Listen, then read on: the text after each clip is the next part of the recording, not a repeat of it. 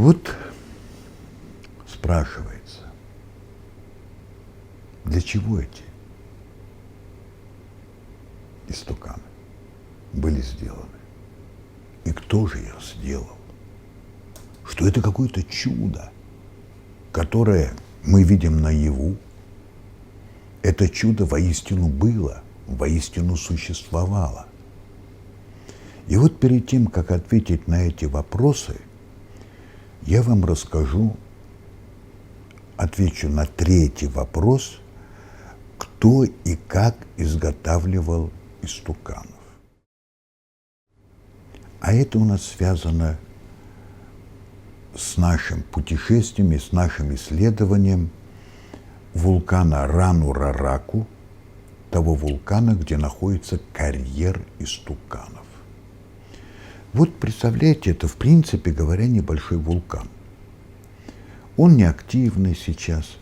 И вот восточная сторона этого вулкана вот практически вот так вот съедена. Сразу видно, что там сделан искусственный карьер. Вот искусственный карьер, где изготавливались, по легендам, все говорят, и там и так понятно, изготавливались вот эти самые истуканы. Оттуда идет дорога Муаи. Вот оттуда вот несколько таких дорожек сходятся в одну, и они идут вот те места, которые находятся вокруг острова, значит, где находится Аху и где устанавливались вот эти истуканы. И из отдельного карьера приносились красные шапки, не весь откуда приносились глаза и устанавливались вот на это Муаи, и которых великие птицелюди одушевляли. Именно птицелюди приносили вот этих огромных многотонных истуканов на Аху. Именно птицелюди делали эти постаменты Аху. Именно птицелюди устанавливали шапки, устанавливали глаза, и все делали легендарные птицелюди. Что же это за птицелюди? Вот относительно птицелюдей я скажу вот что. Изображение птицелюдей есть практически, чуть ли не на каждом камне острова Пасхи, в каждой почти пещере. Это символ острова Пасхи. Птица-человек изображается вот так вот. Такая мордашка, будем говорить, с глазом, типа ушей или типа клюва, 2 крылышка и 2 ноги. Вот это птица-человек. Считается, что птица-человек имеет красные глаза.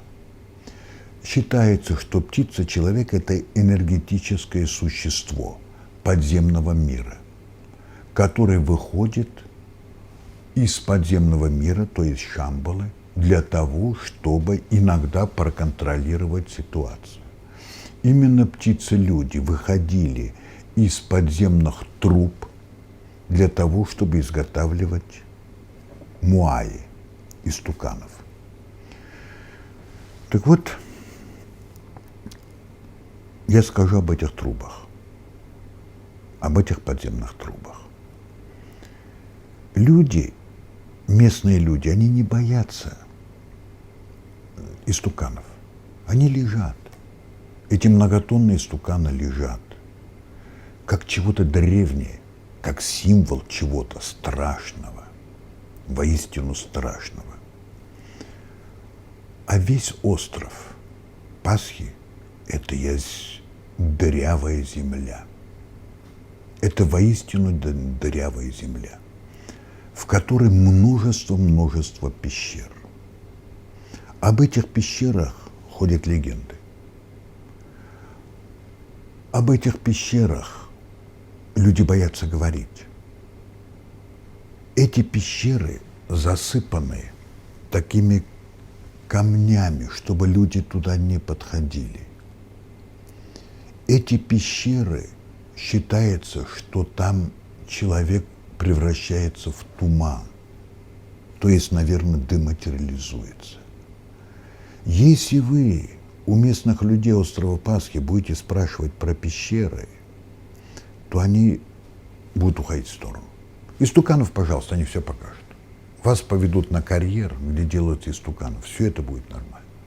А пещеры не будут бояться. Потому что все местные люди боятся одного – птицы-человека с красными глазами. И вот нам было очень любопытно исследовать вот эти пещеры. Эти пещеры, как ни странно, представляют собой трубу. Вот одна из пещер,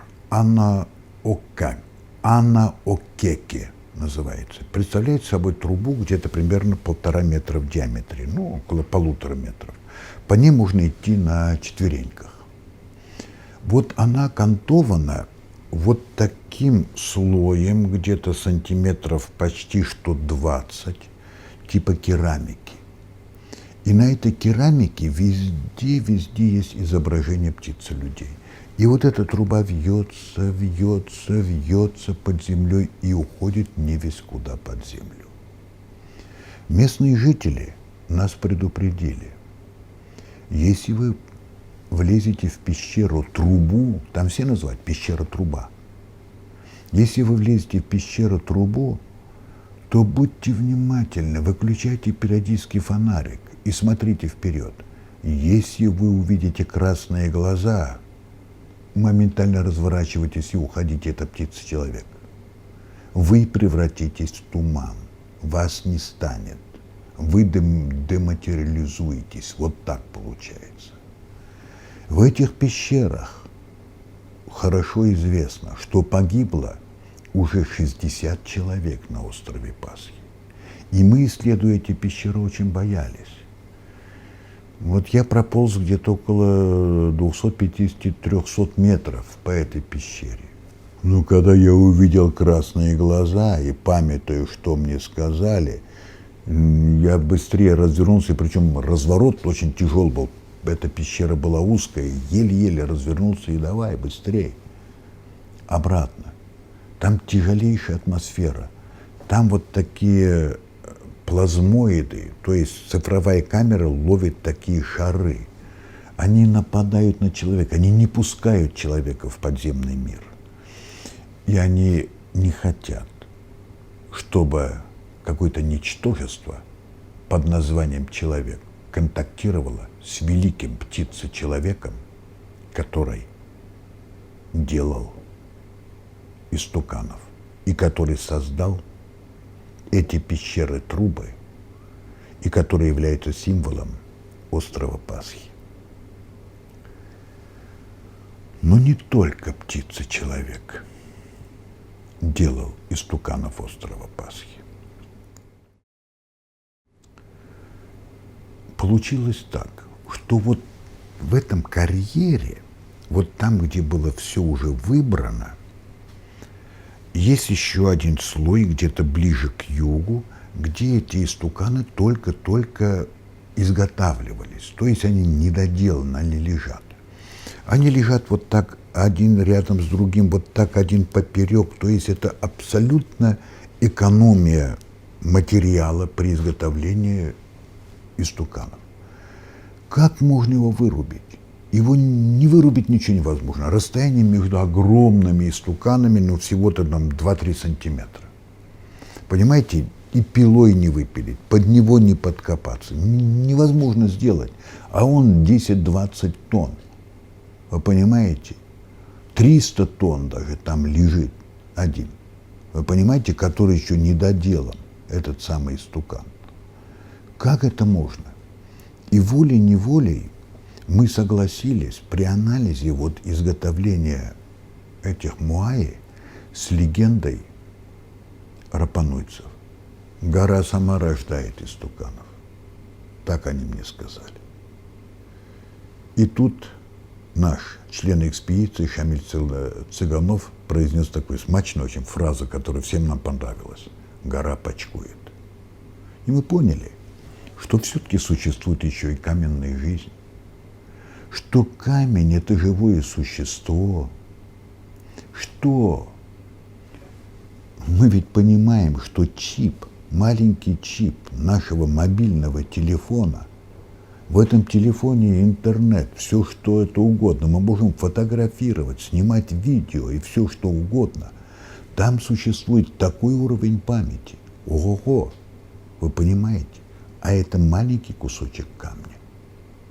Камень думает, как говорят древние. Камень помнит. Камень анализирует. Посмотрите сверхмощные компьютеры. Это же не просто что-либо. Это не просто заложенные программистом вещи. Камень сам думает. Воистину так. И воистину, наверное, существует каменная жизнь. И трудно отрицать это даже дарвинистам, тем самым дарвинистам, которые имеют грех перед другими учеными, считая, что человечество – это самое высший уровень развития жизни на Земле, и что мы, люди, произошли от обезьяны. Отнюдь не так.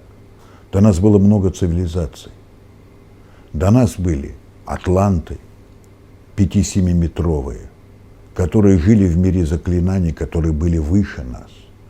До атлантов были лемурийцы, 10-20-метровые люди, которые были под Богом.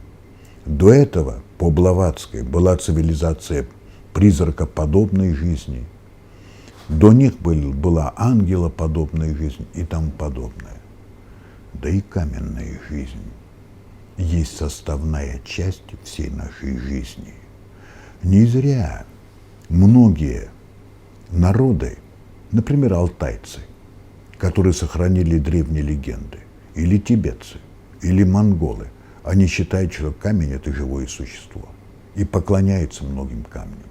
Башкиры, они считают, что камень – живое существо, и у них даже есть укорятаж, что переводится «ревущий камень». Вы понимаете, страстный камень. Вот есть такие легенды. То есть многие народы, не зашоренные дарвинизмом, и которые не очень верят экскурсоводам, тем экскурсоводам, которые объясняют появление истуканов на Земле работой дикарей, людоедов, с помощью каменного топора с непонятной целью объясняет вот эти. А получается так, в итоге, гора, то есть вулкан Рану-Рараку, он почковал до определенного времени от каменных истуканов. Птицы-люди, которые из пещер труб, это дырявая земля, там сплошь. Вы знаете, вот я еще вставлюсь в такой момент. На острове Пасхи есть понятие «куриный домик». Представляете, вот куриный домик, ну как там кур-то нет. Там кур-то нет, везде называют chicken house, куриный домик. Что за куриный домик? Вот оказалось, что вот эти проходы из-под земли, они заложены камнями. При этом закладывают не только люди, ну и они по ночам возникают. Птицы-люди делают, чтобы люди не сувались в эти пещеры, любопытные люди и не погибали. И вот эти вот каменные куриные домики, они являются святым. Дотронешься каменного домика, то это уже грех по местным обычаям. Для местных людей, для рапануйцев, величайшее, высшее существо в мире – это подземное существо, называемое птицей-человеком, которое может с грохотом вылететь, раскидать все камни и появиться в огненном обличии. И если люди будут иметь грех, то эти люди будут просто превращены в туман. На острове Пасхи есть еще и так называемая долина смерти. Там есть тоже пещеры-трубы, но туда, если ты даже засунешь голову, то уже твоя голова начнет превращаться в туман, то есть дематериализуется. Вот такие вещи. эти чудесные вещи, которые вот никак не воспринимаются нашими учеными, которые никак не хотят верить в легенды, и которые так хотят быть высшим уровнем развития жизни на Земле. Хотя это не так. Ведь истуканов современные люди создать не могли и не могут. Более того, я скажу, в течение 5 лет японские ученые пытались установить истуканов в стоячем положении, те, которые лежат животом вниз. И вот они установили всего где-то их около 10 истуканов. Ну как они это делали? Они просверливали, вставляли штыри, вот эти аху разрушали, все цементировали и делали такую тяжелую вещь, но шапки надеть не смогли они, только одну шапку. Не хватало силы подъемных кранов там и всего и вся и тому подобное. А эти истуканы на подвижных шарнирах 22 метра высотой, 300 тонн удерживала каменная сила, называемая ману. Вот такая вещь. Как тут не поверить в существование подземного мира? Как тут не поверить во многие чудеса, которые описаны в легендах?